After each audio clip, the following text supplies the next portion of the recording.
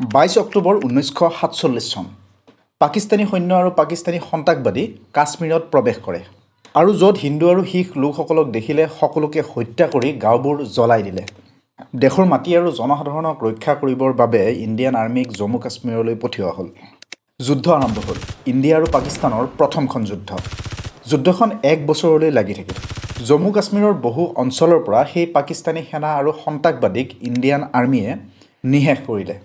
ভাৰত সেই যুদ্ধখন জিকাৰ পৰ্যায়ত, কিন্তু সেই সময়ত এনেকুৱা এটা ঘটনা হ'ল যাৰ বাবে জম্মু কাশ্মীৰৰ 3 ভাগৰ 2 অংশ লৈয়েই ভাৰতবৰ্ষ সন্তুষ্ট হ'বলগীয়া হ'ল। আৰু ইণ্ডিয়া আৰু পাকিস্তানৰ মাজৰ বিবাদৰ সেয়া আজিৰ বাবেও এটা কাৰণ হৈ ৰ'ল। নমস্কাৰ, মই নিলয়। এই ভিডিঅ'টোত আলোচনা কৰিম ভাৰত আৰু পাকিস্তানৰ মাজত হোৱা 4খন যুদ্ধৰ কাৰণ আৰু তাৰ ফলাফলৰ কথা। সেয়া আছিল ভাৰতবৰ্ষই স্বাধীনতা লাভ কৰাৰ ঠিক কেইমাহমান পিছৰ কথা। ভাৰতবৰ্ষই স্বাধীনতা লাভ কৰাৰ সময়ত ভাৰতবৰ্ষখন বিভিন্ন প্ৰদেশত ভাগ হৈ আছিল আৰু সেই প্ৰদেশবোৰৰ হাতত অপশ্যন আছিল 3টা। 1 নম্বৰতে ভাৰতৰ লগত থকা, 2 নম্বৰতে পাকিস্তানৰ লগত থকা, 3 নম্বৰতে নিজে এখন স্বাধীন ৰাষ্ট্ৰ হিচাপে থকা। তেতিয়ালৈ জম্মু আৰু কাশ্মীৰখন মহাৰাজা হৰি সিঙৰ হাতত আছিল। হৰি সিং নিজে হিন্দু আছিল, কিন্তু জম্মু আৰু কাশ্মীৰৰ প্ৰায় 77% মানুহ মুছলিম আছিল। হৰি সিঙে তৃতীয় অপশ্যনটো বাছি ল'লে, অৰ্থাৎ জম্মু আৰু কাশ্মীৰখন এখন স্বাধীন ৰাষ্ট্ৰ হিচাপে ৰাখিবলৈ সিদ্ধান্ত ল'লে। ইফালে পাকিস্তানৰ আলী জিন্না আৰু লিয়াকত আলীৰ লোভৰ লেলাৱতী বৈ আছিল জম্মু কাশ্মীৰৰ বাবে। যিকোনো ডিমাণ্ডত সেই জম্মু কাশ্মীৰখন জিন্নাই পাব বিচাৰিছিল। জিন্নাই ভাবিছিল পাকিস্তানৰ সৰহভাগ যিহেতু মুছলিম লোক, পিছত সহজতে লোকসকলক উচতাই জম্মু আৰু কাশ্মীৰখনক পাকিস্তানৰ কৰিব পাৰিব। কিন্তু জিন্নাৰ সেই ভ্ৰম সোনকালে ভাগিল। জিন্না জম্মু আৰু কাশ্মীৰ ভ্ৰমণত আহিব বিচাৰিলে, কিন্তু হৰি সিঙে জিন্নাক জম্মু আৰু কাশ্মীৰৰ মাটিত ভৰি থ'বলৈ মানা কৰি দিলে। জিন্নাই এইবাৰ জম্মু আৰু কাশ্মীৰৰ বিৰোধী নেতা মুছলিম লিডাৰ শ্বেইখ আব্দুল্লাক ক'লে যে জম্মু আৰু কাশ্মীৰখনক পাকিস্তানৰ লগত সংযুক্ত কৰাত সহায় কৰক, কিন্তু সেই উচতনিত শ্বেইখ আব্দুল্লায়ো চিধা মানা কৰি দিলে। তাৰপিছত জিন্নাই বলেৰে জম্মু আৰু কাশ্মীৰ অধিকাৰ কৰাৰ সিদ্ধান্ত ল'লে। এখন গুপ্ত বৈঠক বহিল পাকিস্তানত 1947 চনত। বৈঠকত সিদ্ধান্ত হ'ল যে কাশ্মীৰৰ মুছলমানসকলক বিদ্ৰোহৰ বাবে উচতোৱা হ'ব আৰু কিছু লোক বাছনি কৰি পইচা, অস্ত্ৰ, প্ৰশিক্ষণ দি কাশ্মীৰ আক্ৰমণৰ বাবে পঠিওৱা হ'ব। ভাবিছিল ভয়ত মহাৰাজা হৰি সিঙে পাকিস্তানৰ লগত চামিল হ'ব। পৰিকল্পনা মতে আৰম্ভ হ'ল অপাৰেশ্যন গুলমাৰ্গ। হাজাৰ হাজাৰ লোকক ট্ৰেইনিং দি জম্মু কাশ্মীৰ আক্ৰমণ কৰিবলৈ পঠিয়াই দিলে। সেয়া আছিল 22 অক্টোবৰ 1947 চনৰ কথা। পাকিস্তানী সন্ত্ৰাসবাদীয়ে আহি হাজাৰ হাজাৰ নিৰ্দোষী লোকক অত্যাচাৰ কৰি মাৰি পেলালে, চহৰবোৰ জুই লগাই দিলে, মহিলাসকলৰ ওপৰত যৌন শোষণ হ'ল। পাকিস্তানে এইটো ভাবিলে যে জম্মু আৰু কাশ্মীৰৰ মুছলমানে সেই আক্ৰমণৰ সমৰ্থন কৰিব, কিন্তু নকৰিলে। যেতিয়া পাকিস্তান চৰকাৰক সোধা হ'ল এই আক্ৰমণৰ বিষয়ে, সেয়া চৰকাৰে আক্ৰমণ কৰিবলৈ পঠিওৱা নাই বুলি কৈ থ'লে। মহাৰাজা হৰি সিঙৰ অন্য উপায় নাছিল। জম্মু আৰু কাশ্মীৰখন লাহে লাহে পাকিস্তানৰ হ'বলৈ গৈ আছিল। তেনেতে হৰি সিঙে ভাৰতৰ সহায় বিচাৰিলে। ইয়াৰ পিছত 26 অক্টোবৰ 1947 চন মহাৰাজা হৰি সিঙে ছাইন কৰে আৰু জম্মু আৰু কাশ্মীৰখন ভাৰতৰ অংগৰাজ্য হৈ গৈ। ইয়াৰ পিছতে ইণ্ডিয়ান আৰ্ম ফ'ৰ্চ সম্পূৰ্ণকৈ যুদ্ধত নামি পৰে। আৰম্ভ হয় অপাৰেশ্যন জেক। তাত ভাৰতীয় সেনাতকৈ 7 গুণ বেছি শত্ৰু আছিল। ধাৰাসাৰ গুলী চলিছিল। জম্মু কাশ্মীৰৰ হাজাৰ হাজাৰ লোকক পাকিস্তানী সন্ত্ৰাসবাদীয়ে হত্যা কৰিছিল। মহিলাসকলক কিডনেপ কৰি পাকিস্তানলৈ পঠিয়াই দিছিল। সেই 400 মহিলাই অত্যাচাৰ সহ্য কৰিব নোৱাৰি পানীত জঁপিয়াই আত্মহত্যা কৰিছিল। ইয়াৰ পিছতে ভাৰতৰ ফালৰ পৰা আৰম্ভ হৈছিল অপাৰেশ্যন বিজয়। বহু মাহ ধৰি যুদ্ধৰ পিছত ভাৰতীয় সেনাই জম্মু আৰু কাশ্মীৰৰ 3 ভাগৰ 2 অংশ উদ্ধাৰ কৰিবলৈ সক্ষম হৈছিল। কিন্তু উত্তৰৰ এই অংশটোত পাকিস্তানে সাধাৰণ জনতাক মহাৰাজাৰ বিৰুদ্ধে থিয় দিবলৈ উচতাইছিল। সেয়ে এই অঞ্চলটো পাকিস্তানী সন্ত্ৰাসবাদীৰ হাতত আছিল। কিন্তু ভাৰতীয় সেনাই কাৰ্গিল আদি কৰি বিভিন্ন অঞ্চল ইখনৰ পিছত সিখনকৈ উদ্ধাৰ কৰি গৈ আছিল। ভাৰতীয় সেনা যুদ্ধ জিকাৰ পথত আগবাঢ়ি আছিল। কিন্তু সেই সময়ত এনেকুৱা এটা ঘটনা ঘটিল, যি ঘটনাৰ বাবে ইণ্ডিয়া আৰু পাকিস্তানৰ বিবাদ আজি পৰ্যন্ত ৰৈ গ'ল। তেতিয়া ভাৰতৰ গভৰ্ণৰ জেনেৰেল আছিল লৰ্ড মাউণ্টবেটেন। তেওঁ যুদ্ধৰ গভীৰতা দেখি প্ৰধানমন্ত্ৰী জৱাহৰলাল নেহৰুক বিষয়টো ইউনাইটেড নেশ্যনলৈ লৈ যাবলৈ পৰামৰ্শ দিলে। কিন্তু চৰ্দাৰ বল্লভভাই পেটেল সেইটো কৰাৰ বিৰুদ্ধে আছিল। কাৰণ কাশ্মীৰ হ'ল ভাৰতৰ ভিতৰুৱা বিবাদ, বেলেগ দেশৰ হস্তক্ষেপে সমস্যা অধিক বৃদ্ধি কৰিব পাৰে। কিন্তু নেহেৰুৱে চৰ্দাৰ পেটেলৰ কথা নামানি সেই বিষয়টো লৈ গ'ল ইউনাইটেড নেশ্যনলৈ। কিন্তু সেয়া পিছত ভুল বুলি প্ৰমাণিত হ'ল। ইউনাইটেড নেশ্যনে 21 এপ্ৰিল 1948 চনত এখন প্ৰস্তাৱ গ্ৰহণ কৰে আৰু কয় যে পাকিস্তানী সৈন্য জম্মু কাশ্মীৰৰ পৰা আঁতৰাব লাগিব। ইফালে ভাৰতকো তাত সৈন্যৰ শক্তি কম কৰিবলৈ ক'লে আৰু ইয়াৰ পিছত শান্তি চুক্তি কৰা হ'ব। তাৰ জনসাধাৰণে নিৰ্ণয় কৰিব জম্মু আৰু কাশ্মীৰখন ভাৰতৰ হ'ব নে পাকিস্তানৰ হ'ব। পাকিস্তানে কিন্তু নিজৰ সৈন্য তাৰ পৰা আঁতৰ নকৰিলে। 1 জানুৱাৰী 1949 চন যুদ্ধবিৰতি ঘোষণা কৰা হ'ল।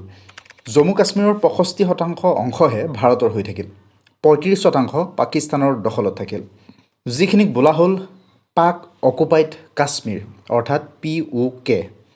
আৰু ভাৰত আৰু পাকিস্তানৰ মাজৰ সেই লাইনডালক কোৱা হ'ল LOC অৰ্থাৎ লাইন অফ কণ্ট্ৰল। সেই সময়ত কাশ্মীৰৰ বিষয়টো ইউনাইটেড নেশ্যনলৈ লৈ যোৱাৰ বাবে জৱাহৰলাল নেহেৰুক আজিও সমালোচনা কৰা হয়।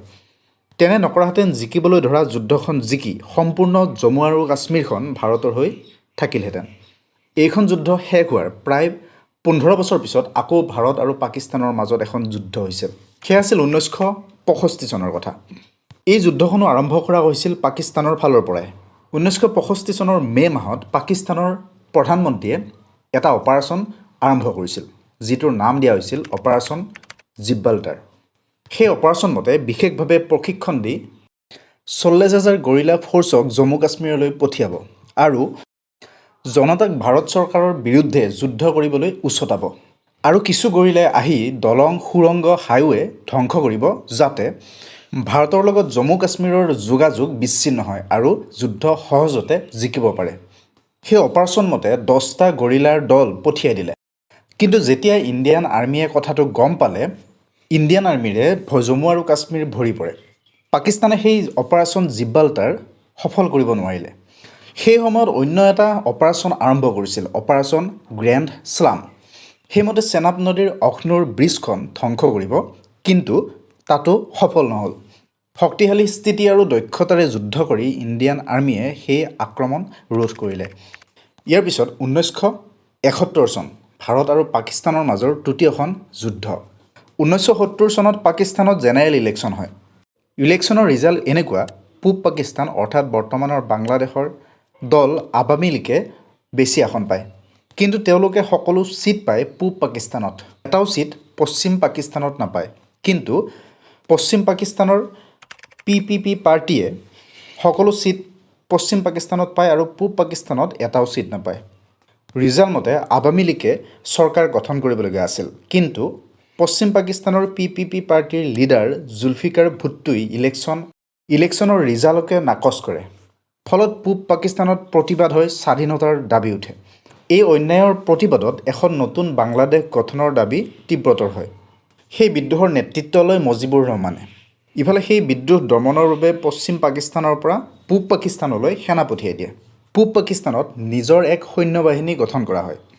কিন্তু সেই বিদ্ৰোহত অংশ লোৱা লোকসকলক ধৰি মাৰি পেলোৱা হয়, অৰ্থাৎ হাজাৰ হাজাৰ মানুহে মৃত্যুবৰণ কৰে। ইয়াৰ পিছত মুজিবুৰ ৰহমানে বাংলাদেশখনক এখন মুক্ত আৰু স্বাধীন ৰাষ্ট্ৰ বুলি ঘোষণা কৰে। সেই চিভিল ৱাৰত 10 মিলিয়নতকৈও অধিক লোক প্ৰব্ৰজন কৰি ভাৰতলৈ আহিবলৈ ধৰিছিল।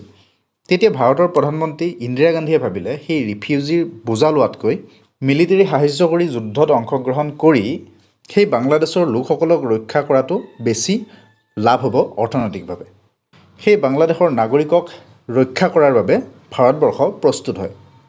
এই উদ্দেশ্যৰে বাংলাদেশৰ মুক্তি বাহিনীক ভাৰতবৰ্ষই প্ৰশিক্ষণ দিয়ে। সেই সময়তে পাকিস্তানে অপাৰেশ্যন চেংগিজ খান আৰম্ভ কৰি ভাৰতবৰ্ষৰ উত্তৰ ফালে আক্ৰমণ কৰে। ইণ্ডিয়ান আৰ্মীয়েও তাৰ প্ৰত্যুত্তৰ দিয়ে। ইফালে ভূটানে তেতিয়া বাংলাদেশখনক অফিচিয়েলি স্বাধীন ৰাষ্ট্ৰ বুলি স্বীকৃতি দিয়ে। সেই স্বীকৃতি ভাৰতবৰ্ষইও দিয়ে। এনেকৈ গঠন হয় এখন নতুন ৰাষ্ট্ৰ বাংলাদেশ। ইয়াৰ পিছত 1999 চন ভাৰত আৰু পাকিস্তানৰ মাজৰ চতুৰ্থখন যুদ্ধৰ সময়। কাশ্মীৰক লাডাখৰ পৰা পৃথক কৰিবলৈ পাকিস্তানে পৰিকল্পনা কৰে। আৰম্ভ কৰে অপাৰেশ্যন বদ্ৰ। ইয়াৰ আগতে 1972 চনত চিমলা এগ্ৰিমেণ্ট এখন কৰা আছিল ভাৰত আৰু পাকিস্তানৰ মাজত। সেই এগ্ৰিমেণ্ট মতে LOC ভংগ কৰা নহ'ব আৰু ভাৰতবৰ্ষ আৰু পাকিস্তানৰ যিকোনো সমস্যা শান্তিপূৰ্ণভাৱে আলোচনাৰ মাজেৰে মীমাংসা কৰা হ'ব।